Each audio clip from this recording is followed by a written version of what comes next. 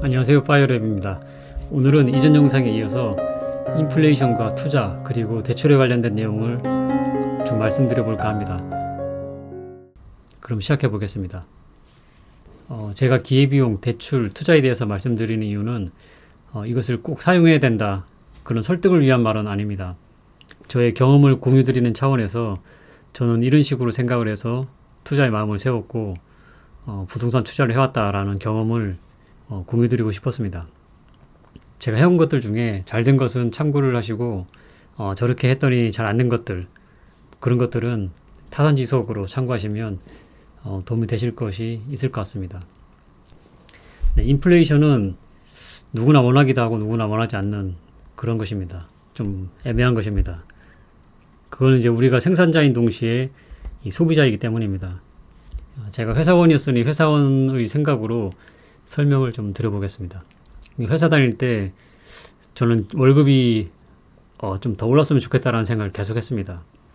고가를 잘 받아서 월급이 올라갈 수도 있겠지만 매일 기본적으로 오르는 월급이 좀 더 높았으면 했습니다. 인플레이션을 바라는 거죠. 반대로 마트에 가서 이것저것 살 때는 옛날에는 5만 원이면 됐던 게 요즘 같으면은 찌개거리에 간식거리 몇 개 사면은 10만 원이 훌쩍 넘는 것 같습니다. 그래서 장을 볼 때마다 맨날 물가가 좀 센데 이런 생각을 계속 했습니다. 특히 과일 같은 경우에는 거의 사 먹지를 못하겠습니다. 옛날 가격이 계속 생각이 나가지고 너무 비싼 것 같습니다. 그래서 월급 같은 경우에는 주는 사람은 올려주기가 싫고 받는 사람은 올려받고 싶고, 집값도 집을 가지고 있는 사람은 집값이 올랐으면 좋겠고, 집을 아직 안 사고 이제 나중에 살 사람들은 집이 좀 내렸으면 좋겠고, 뭐 과자값이나 음식값 이런 것도 마찬가지겠죠.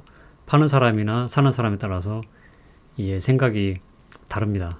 하지만 인플레이션이 지속적으로 있다, 이런 것은 역사적으로 확인할 수 있는 사안이므로 우리는 이제 그 시스템의 참여자로 올라타야 된다고 생각을 합니다. 그렇지 않으면 상대적으로 자산이 계속 깎여버리기 때문에 그 시스템의 피해자가 되는 것입니다. 그래서 인플레이션 한번 찾아봤습니다. 인건비하고 새우깡의 가격입니다. 대충 봐도 떨어질 기미는 보이지 않습니다. 이렇게 우리는 인플레이션을 물고 돌아가는 시스템에서 살고 있습니다. 그래서 그것을 항상 인식하고 있어야 내 자산이나 큰 돈을 움직일 때 실수하지 않는 것입니다. 이제 누구나 알고 있지만 잘 체감을 못하는 얘기를 한번 해볼까 합니다. 주식으로 치면 복리의 마법, 뭐 그런 것입니다. 머릿속으로는 알고 있지만 잘 와닿지 않죠. 그러니까 대출과 인플레이션 그리고 투자에 관한 이야기입니다. 저는 제가 가진 현금과 대출을 활용해서 부동산 투자를 했습니다. 즉 기존 영상에서 말씀드린 그 대출의 기회비용을 이용해서 투자를 한 거죠. 대출을 이용한 투자를 어떤 확신이 있었길래 결심하게 되었는지에 대한 그런 내용입니다. 일단 대출 시점부터 한번 말씀드려 보겠습니다. 요거는 이제 제 얘기는 아니고 이런 이제 상황을 제가 가정해서 말씀드려 보겠습니다. 왼쪽 인플레이션 그림을 보시면 10년이 지나면 인건비나 물가가 2배가 올라갑니다. 그래서 그렇게 가정을 해서 이제 대출 시점에는 새우깡이 1,000원, 월급은 400만 원, 그리고 그때 대출을 1억을 받고 이자가 이제 1년에 400만 원이 나간다고 가정을 하였습니다. 그러니까 10년이 지나면 새우깡 가격은 2,000원, 월급은 800만 원, 대출은 1억에 400 그대로겠죠. 그래서 이거를 절대적인 가격으로 보시면 이렇습니다. 대출이 이 정도 크기고 이자하고 월급이 같고 새우깡은 그보다 작게 이렇게 체감을 합니다. 근데 이것은 이제 실제 현실 체감도 똑같죠. 대출할 때 당시에는 실제 그 값하고 현실 체감이 같습니다. 10년 후에는 월급이 이만큼 커졌고 새우깡 가격도 올랐습니다. 네, 이것은 이해를 쉽게 하기 위해서 실제 비율보다 좀 크게 그렸습니다. 네, 이것은 이제 절대 가격에 대한 내용이고 실제 체감은 이렇지 않습니다. 실제 체감은 이렇게 됩니다. 월급과 새우깡의 가격은 체감상 10년 전이나 동일하고 대출과 이자 가격이 작게 느껴지는 것입니다. 그게 왜 그러냐면 월급하고 새우깡만 오른 것이 아니라 이 오른쪽의 그래프처럼 모든 물가가 다 같이 오는 것입니다. 그래서 체감 물가는 동일한 거고 그것에 대비해서 대출의 가치는 2분의 1로 줄은 것이죠. 즉 반이 갚아지는 효과가 나타난 것입니다. 예, 그러면 10년 동안 낸 이자는 어떻게 할 거냐라고 이제 물으실 건데, 정확하게 그게 핵심인 것 같습니다. 그 이자는 이제 우리가 왜 내고 있는 것이냐면 그 기회에 대한 비용인 것입니다. 어떤 기회냐? 그러면 뭐 여러 가지 기회가 있겠지만 우리는 투자에 관심이 있으니까 돈을 벌 기회라고 볼 수 있을 것 같습니다. 그럼 우리가 해야 할 일은 애써 돈을 주고 산 그 기회를 잘 사용을 해야 되는 것입니다. 네, 아파트를 한번 예를 들어 보겠습니다. 어떤 곳에 아파트가 있으면 10년이 지나도 입지는 웬만하면 변하지 않습니다. 환경은 조금 변할 수도 있겠죠. 그리고 건물이 낡으면서 건물의 가치가 어느 정도 감가상각이 있을 것입니다. 감가상각이 많이 될 아파트는 그다지 선호하지 않습니다. 그리고 입지와 가치가 10년 동안 변함이 없는데 가격이 오르지 않는 아파트가 있다면 그 아파트는 가격이 반이 된 것입니다. 여러 가지 추가로 고려해야 될 사항이 있지만 단순하게 보면 그렇게 볼 수 있을 것 같습니다. 그거는 아까 말씀드린 대출과 같은 이유에서입니다. 그런데 아파트 가격이 10년 동안 반토막이 났다. 그러면 실제 그 가격은 4분의 1이 된 것입니다. 네, 그런데 또 만약에 그 아파트의 입지가 더 좋아졌다거나 아니면 더 좋아질 예정이다. 예를 들어 지하철역이 앞에 생긴다거나 큰 기업이 근처에 생겨서 인구가 많이 유입됐다거나 뭐 상권이 더 좋아졌다거나 그러면 이제 그런 상황에서 가격이 반토막이 났다. 그러면 그 아파트 가격은 4분의 1보다 더 떨어진 거죠. 저는 이런 식으로 생각을 해서 부동산 투자를 해야겠다고 결심을 했습니다. 그리고 발품도 팔고 공부도 하면서 제 나름의 기준으로 생각하는 좋은 입지 아파트를 선정을 했고 기회가 왔을 때 투자를 했습니다. 그 투자한 아파트들은 제 그릇에 맞는 규모의 아파트들입니다. 처음에 살펴본 아파트들은 강남과 잠실 쪽의 아파트였는데 당시에도 제가 가진 현금하고 대출을 받으면 웬만한 것들은 다 살 수 있었습니다. 그런데 제 그릇이 그만큼 크지를 못해서 사지를 못했습니다. 일명 조금 이제 후달려가지고 좀 그랬던 것 같습니다. 네, 마지막으로 정리를 해볼까 합니다. 그래서 정말 좋은 입지 아파트를 스스로 발굴했다라고 가정해보면 그럼 대출을 받아서 투자하시겠습니까? 이렇게 바로 질문을 해봅니다.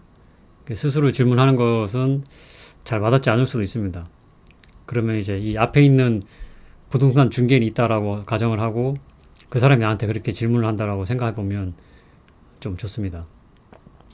근데 부동산 중개인이 이제 지금 대출 받아가지고 이걸 투자하시겠냐 이렇게 물어봤을 때 여기서 바로 대답이 안 나오면 투자를 하면 안 된다고 생각합니다. 그러니까 부동산 투자는 장기 투자를 해야 되고 그 장기간 동안에 경제적인 문제, 정치적인 문제, 다양한 형태의 리스크가 있습니다. 저도 부동산 투자한 기간이 그렇게 엄청나게 길지는 않는데 그 기간 안에서도 많은 리스크가 있었습니다. 현재도 뭐 그 리스크 안에 있는 중이고요. 근데 그런 리스크가 있을 때 스스로의 확신이 딱 없다면 그 패닉에 빠질 가능성이 아주 높습니다. 제 주변에 그런 경우를 아주 많이 봤습니다.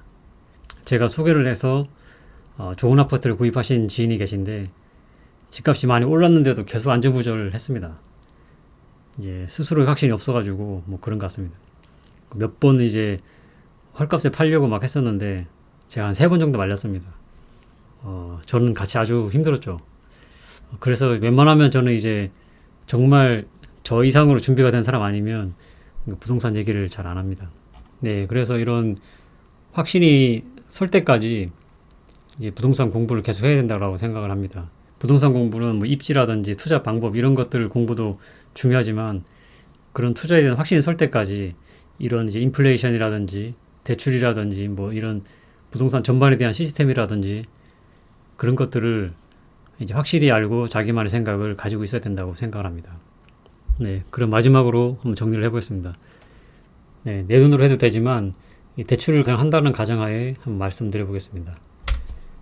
대출이나 자기 자본을 이용해서 부동산과 같은 자산을 구입한다면 한 번 더 말씀드리면 그냥 아무 부동산이 아니고 입지가 좋은 곳에 가격도 낮고 교통은 또 좋아질 예정이고 감가상각은 또 끝났고 뭐 그런 것들을 다 종합하여서 자기만의 그 방법으로 고른 아파트인 것입니다. 이제 이렇게 구입하고 나면 그 이후는 이제 인풋은 세월만 남는 것입니다. 이 세월은 공짜인 것이죠, 사실. 그 세월이 지나면 강산이 한번 바뀌고 내가 잘 고른 부동산이라면 가치는 올라가 있을 것입니다. 거기에 이제 인플레이션이 있으면 대출의 가치는 반이 되는 것이죠. 이렇게 되는 거겠죠. 내가 산 자산은 가치가 올라가 있고 대출은 상대적으로 반값이 되어 있고. 부동산 투자에도 다양한 투자 방법이 있을 것입니다. 제가 생각하는 부동산 투자 방법은 이런 것입니다. 이렇게 만들기 위해서 계획을 짜고 현재 진행 중에 있습니다. 아직 제가 투자한 것들이 결과가 나온 것이 아니니까 남은 세월을 잘 좀 보내야겠습니다. 예, 지금 현재 꼬라먹고 있는 주식이 좀 문제인데 그것은 사실 시간을 좀 두고 지켜봐야 될 것 같습니다. 예, 누구나 공부한다고 서울대에 가는 것은 아니지만 적어도 열심히 공부를 하면 지방대라도 가지 않겠나 그런 생각을 하고 저는 부동산 투자를 하고 있고 앞으로도 조금 더 계속 공부할 생각입니다. 긴 시간 들어주시느라 고생하셨습니다. 감사합니다.